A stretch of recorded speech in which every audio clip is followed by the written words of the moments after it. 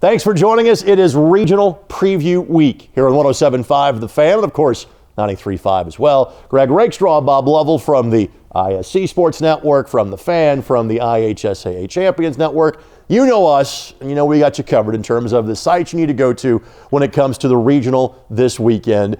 We usually tend to start in central Indiana.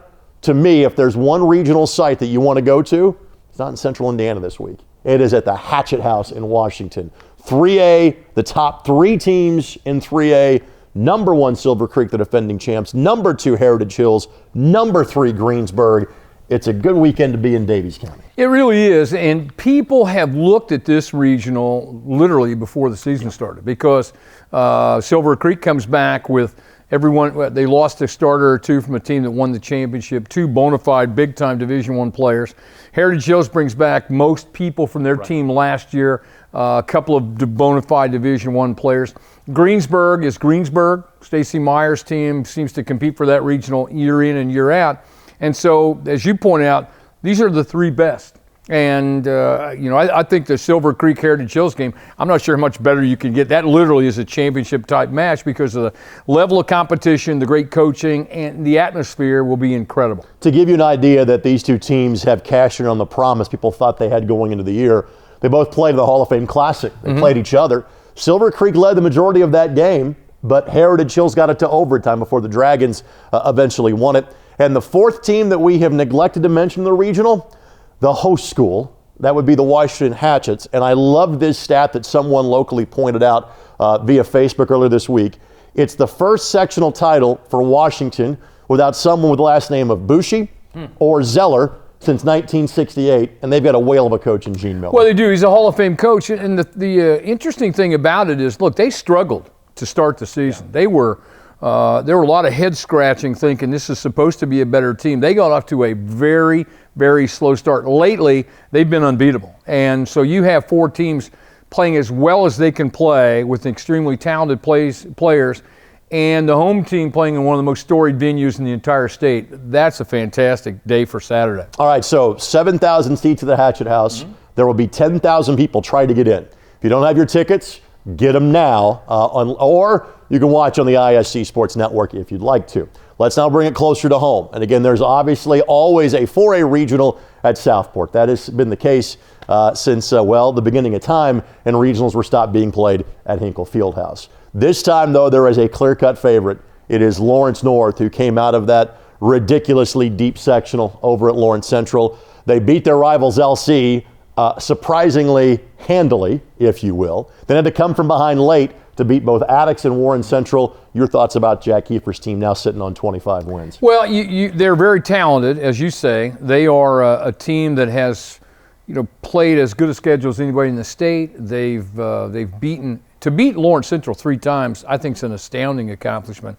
Now you wonder, okay, if there's a hangover, so to speak, from getting out of that sectional, if it bothers you in this first round. Against the New Pal team, there was a surprise champion in their sectional. They have to pay attention to Maximus Grizzly. If they don't, they're in trouble.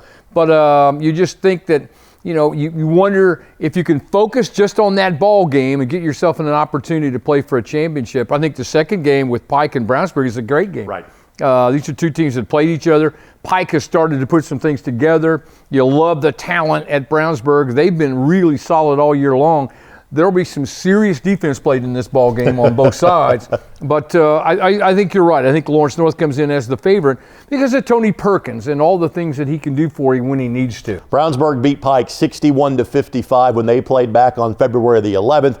LN did not play New Pal. They have double-digit wins over both Brownsburg and Pike from early in the season, and that Pike game was just about 3 weeks ago towards the last Friday of the season. One other regional locally I wanted to point out to you is in Class 2A. Shenandoah has made it a habit of making their way to Greenfield Central over the years, but a couple of teams that have not been there. South Decatur, the leading scoring team in the state, their first 2A sectional championship. They won a 1A sectional crown over a decade ago. And Park Heritage, because this is simply Park Heritage's second year as a school, the merger of Rockville and Turkey Run. Covenant Christian rounds out that group. Again, Shenandoah the favorite, but expect great crowds and expect 3 competitive games over in Hancock County. I think the story of Park Heritage is fascinating in the sense that they merged 2 years ago. Rich Shelsky's group, slow start. They went through their growing pains a year ago. The euphoria that has set in over the Wabash Valley with their success is really, really fun.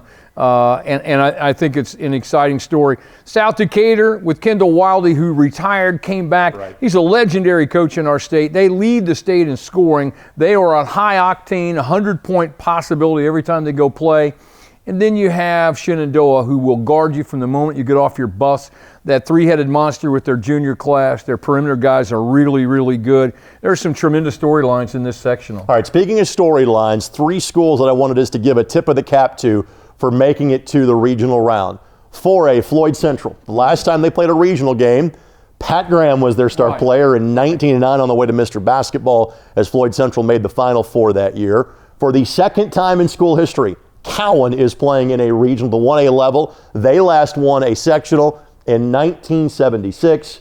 But that seems like a flyby in terms of time to the Crothersville Tigers, who won a sectional title in boys basketball. For the first time in school history, this was their 105th tournament they have played in. And listen, it's no fluke. They've been good all year long. And the excitement has been building since the start of the year because this was the year. Yeah. And people kept talking about this team being the team that could do it. They've come up short, obviously, in the last few years, but what an exciting time for those kids in Crothersville to be in the regional round. I had Mom drive by Crothersville on Sunday. I said, hey, is there smoke that you can see from here? She said no. So the town is seemingly handling their success well. And by the way, if you see something orbiting Crothersville, I hit a baseball that hasn't landed there yet about 26 years ago. So don't worry, everything is going to be fine in Crothersville. That'll do it for our regional preview. We'll do it again next week talking about semi-state sites, 4 of them across the state of Indiana.